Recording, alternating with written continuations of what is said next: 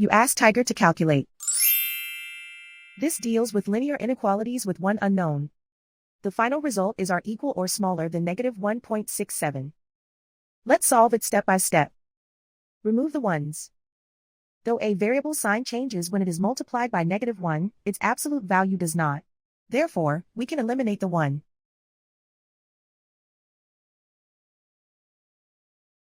Convert the r into a positive number. Multiply both sides by negative 1. Whenever you multiply or divide by a negative, reverse the inequality sign.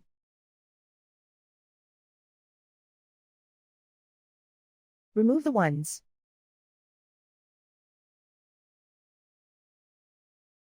Simplify the arithmetic.